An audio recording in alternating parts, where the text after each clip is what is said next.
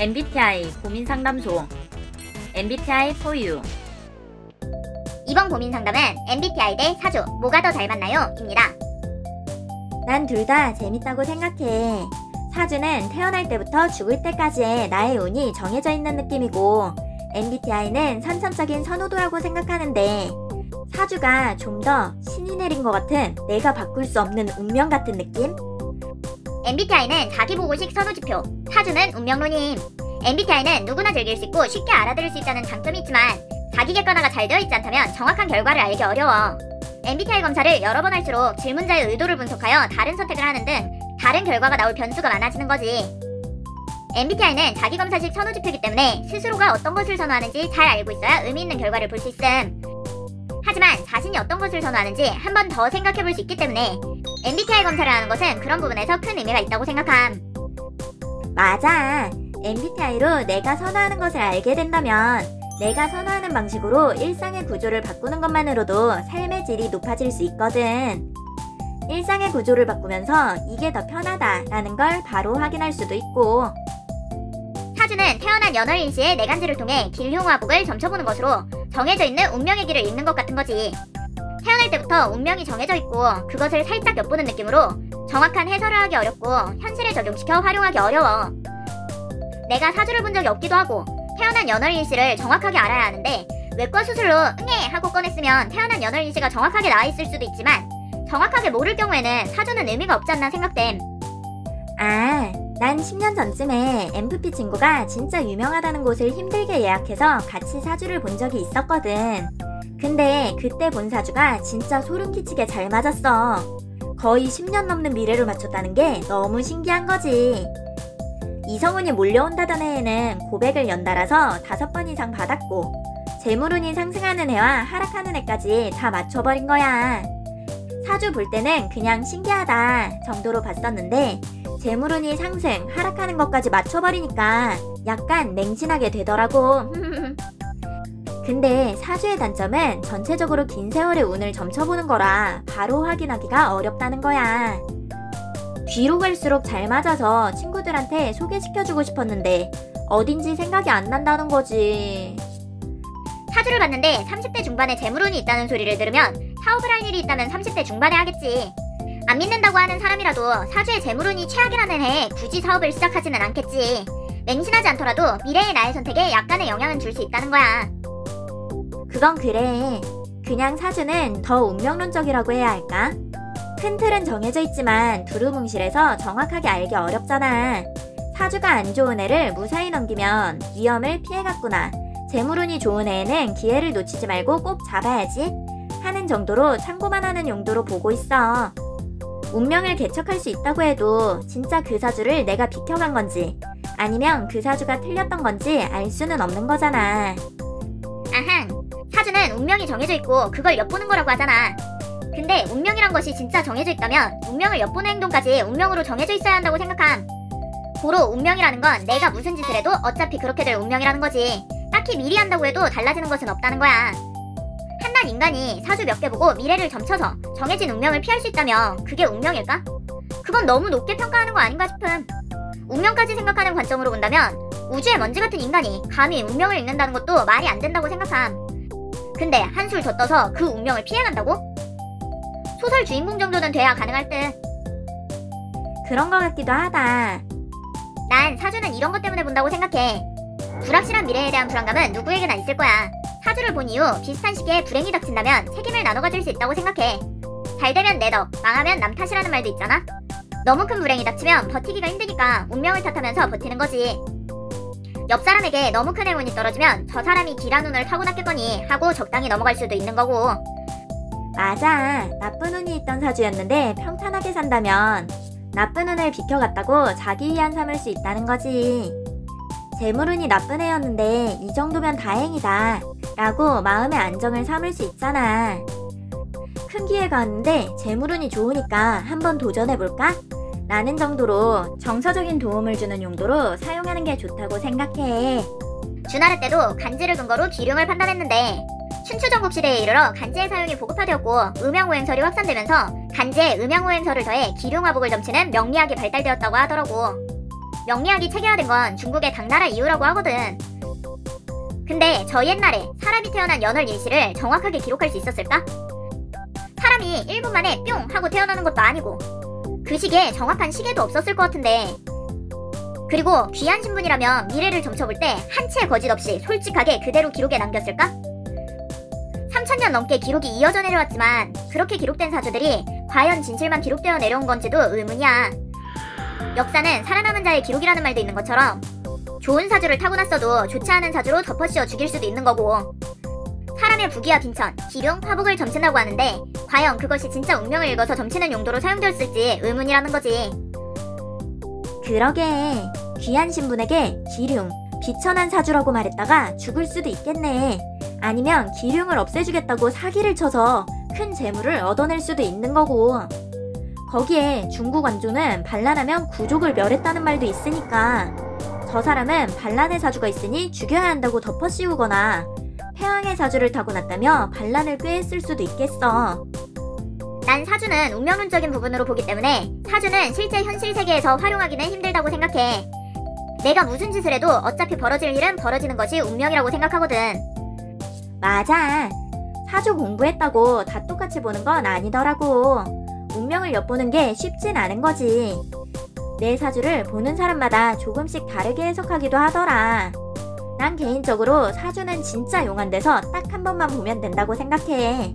내가 공부한다고 해서 내 사주가 바뀌는 것도 아니잖아. 사주는 잘 보는 사람에게 보러 가는 게 가장 쉽고 편한 방법인데 요즘 세상이 세상인지라 사주를 잘 보는 사람을 찾는 것도 일이라고 생각함. 그래서 난 사주랑 MBTI 중에는 MBTI 쪽이야.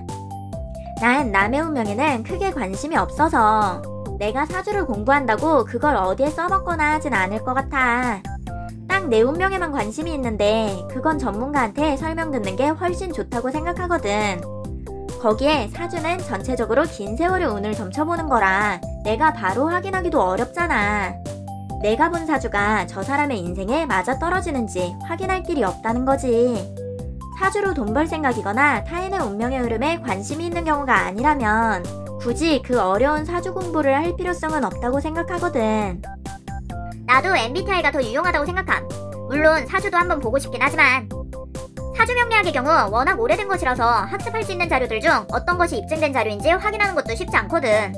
MBTI의 경우 많이 대중화된 이론으로 학습할 수 있는 방법이 다양하게 존재하기 때문에 자신이 선호하는 것을 정확하게 알고 있다면 그것을 효과적으로 활용할 수 있음. 맞아. MBTI는 선호도잖아. 타인의 선호도를 알면 관계를 개선하는데 활용할 수 있어. 내가 진짜 싫어하는 사람이었는데 알고 보니 나랑 단순히 선호도가 달라서 그런 경우도 있더라고. MBTI 선호도를 확인해서 개선 방향을 설정하고 그걸 상대에게 적용시키면서 바로 확인할 수 있다는 장점이 있잖아. 실제로 이것저것 적용해보면서 관계를 개선한 사람이 몇 명 있거든. 근데 MBTI도 자신이 선호하는 것이 무엇인지 정확하게 알지 못하는 경우가 많기 때문에 자아성찰용이라면 모를까 타인에게 활용하기에는 너무 변수가 많다고 생각함. 타인이 검사 결과 다른 선호도를 갖고 있는 경우도 있고 나에게 진실을 말해주지 않는 경우도 있을 수 있고 검사할 때는 A를 선호하는 줄 알았는데 시간이 지나니 B를 선호한다고 생각할 수도 있고 등등. 그래서 난 개인적으로 상대가 어떤 결과가 나왔는지에 주목하기보다 내가 그 사람을 겪으면서 그 사람이 어떤 성향인지 판단하는 게 좀 더 좋은 방법이라고 생각해. 요즘은 MBTI 검사를 많이 해서 검사 결과가 바뀌는 경우가 많잖아. 타인을 공략하기 위해 MBTI를 활용할 때는 그 사람의 본질의 선호도를 아는 게 중요하거든. 사람은 쉽게 바뀌지 않더라. 결과는 바뀌어도 실제로 선호하는 건 바뀌지 않는 경우가 많다는 거지. 나도 사회화가 되긴 했지만 결국 본질의 선호도는 바뀌지 않더라고. 분노의 버튼의 포인트는 역시나 FI거든. 사회화되면서 두루두루 선호한다고 생각할 정도로 기능을 잘 사용하는 사람이 많아질 뿐이라고 생각해. 누군가가 A를 선호한다고 말했을 때 아, 저 사람은 A를 선호하는 사람이구나 하고 거기에 맞춰 신경 써주는 정도의 용도라고 생각함. 상대의 말을 그대로 믿는다기보다 A를 선호하는 사람이라고 말했으니 그걸 참고하겠다는 거지. 결과가 A로 나왔을 뿐 사실 B를 선호하는 사람이었다고 해도 그건 걔가 다르게 알려준 거니까. 상대의 가치관을 알아가려면 오랜 시간이 걸리는데 스스로 A를 선호하는 사람이라고 말했으니 그 말을 할 때의 반응 등을 참고해서 그 사람을 파악하는 데 더 유리하다고 생각함. 선호도를 이해하고 나와 다른 부분을 수용할 수 있다는 부분이 실제 현실에서 MBTI를 활용하는 좋은 방법이라고 생각해. 난 일반적이지 않은 특이한 사람들을 어려워하는 편이라 저 사람이 나를 싫어해서 저렇게 행동하는 것 같다고 판단하기도 했는데 그냥 선호하는 방향이 달라서 그렇게 보인 경우가 많았더라고. 예를 들면 저 사람이 영화를 좋아한다고 말했을 때 영화를 볼 때의 반응을 확인하는 것이라고나 할까? 저 사람이 영화에 대해 어떤 생각을 갖고 있는지 전혀 정보가 없는 것보다는 영화를 좋아한다고 말했다는 정보가 있는 편이 상대를 파악하는 데 더 유리하다는 거지. 간단히 말하면 서술형 논술 문제가 몇 가지 경우의 수가 정해져 있는 객관식 문제로 바뀔 수 있다는 거지. 상대를 파악하는 데 걸리는 시간을 단축시킬 수 있다는 거야. 약간 그런 거라고 할까? MBTI 선호도를 이해하고 그걸 관계에 적용시켜 활용하기에 MBTI는 굉장히 좋은 지표야. 타인의 선호도에 맞춰 나의 태도를 바꾸는 것으로 관계를 좋게 개선할 수도 있고 타인이 화내지 못하는 선에서 나의 의견을 최대한 많이 반영할 수 있게 사용할 수도 있지. 상대가 수용 가능한 선을 예측하고 나에게 유리하게 관계를 끌고 갈 수 있으니 사람을 상대할 때 좀 더 편한 입장을 고수할 수 있게 되는 거지. 자기 객관화가 쌍방으로 잘 되어 있다면 생각보다 유용하지. 상대가 어떤 것을 자연스럽게 선호하고 어떤 것을 불편해하는지 미리 예측할 수 있다면 서로 맞춰나가는데 굉장히 유리할 수밖에 없음. 맞아. 나는 공격적이거나 불쾌하게 느끼는 것도 상대는 공격할 의도가 전혀 없이 진심으로 조언해준 경우도 있거든. 그걸 눈치챌 수 있게 해주는 것만으로도 관계의 폭이 훨씬 넓어질 수 있다는 거지. 친한 친구들뿐만 아니라 사회생활하면 자잘하게 사람과의 관계가 연결될 수밖에 없는데 그런 얕은 관계에서 오는 스트레스를 줄일 수 있다는 게 큰 장점이라고 생각해. 간단하게 취향으로 예를 들어보자면 나는 닭발을 엄청 좋아하는데 상대는 닭발을 못 먹는 사람인 거야. 상대가 닭발을 못 먹는다는 걸 미리 알고 있었다면 그 상대와는 다른 메뉴를 먹는다거나 닭발집에서 다른 메뉴를 시켜주는 등 다양한 방법을 적용할 수 있겠지. 상대가 어떤 것을 좋아하고 싫어하는지 전부 경험하지 않아도 미리 알 수 있다는 건 큰 장점이야. 상대를 파악하는 데 걸리는 시간을 단축할 수 있다는 거지. 상대가 나처럼 닭발을 좋아하는 사람이라면 굳이 신경 써서 맞춰가지 않아도 된다는 거니까. 맞아. 누구든 MBTI로 상대의 선호도를 알고 그것을 활용할 수 있기 때문에 난 MBTI 활용에 관한 부분은 잘 공유하지 않아. MBTI를 활용해서 타인에게 호감을 쌓는 방식이 생각보다 많거든. 그걸 타인과 공유해서 이익을 반감시킬 필요는 없잖아.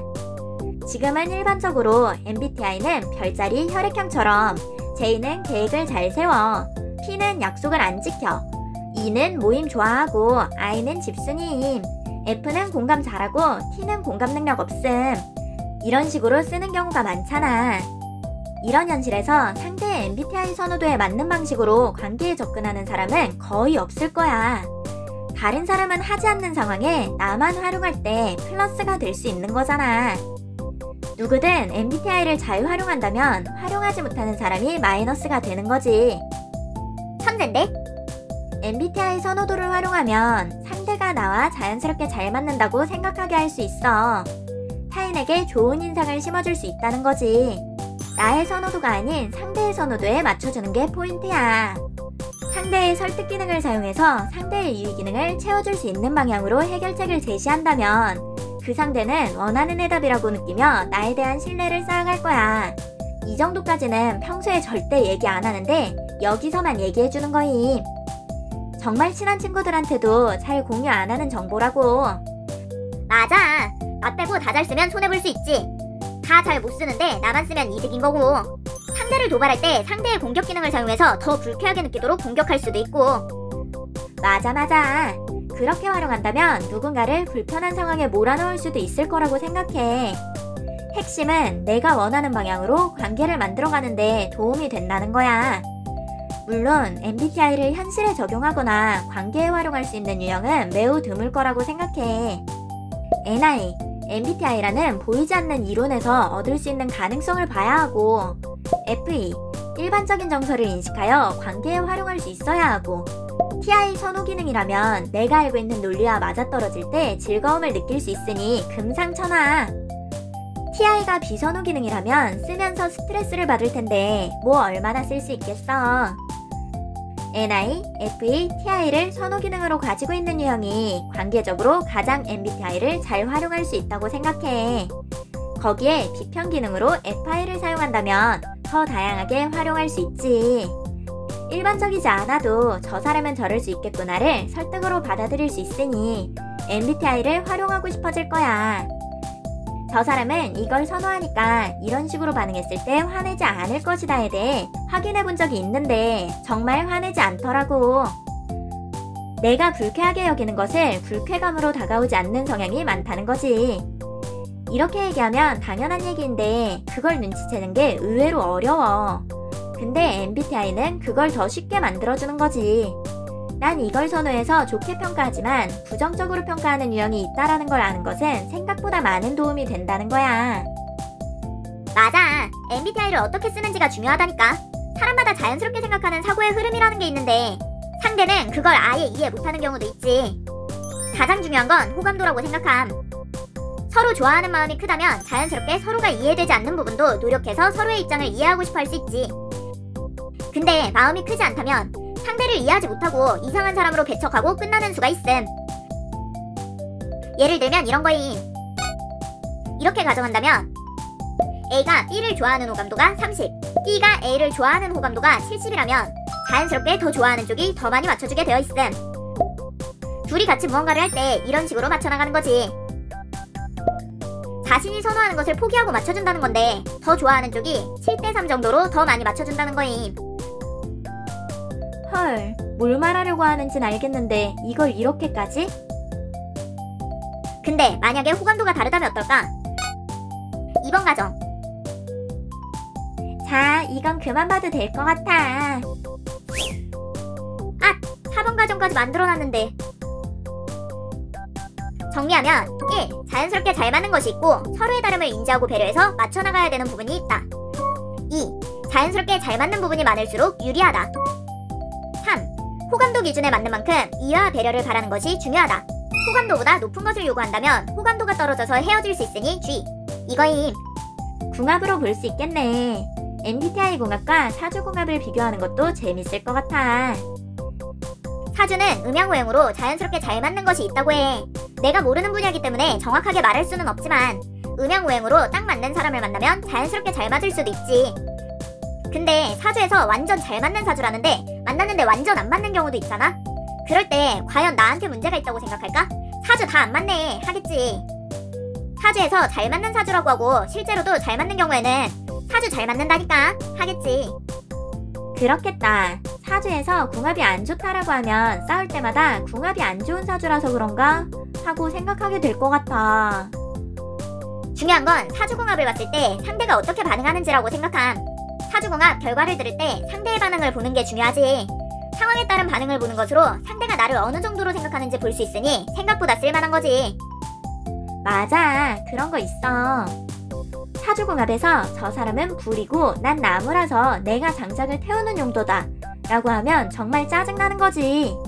반대로 저 사람은 물이고 난 나무라서 물이 나무에게 많은 것을 주는 사주다 라고 하면 갑자기 상대가 내가 너한테 다 주고 있는 거다 라고 기세등등할 수도 있는 거고.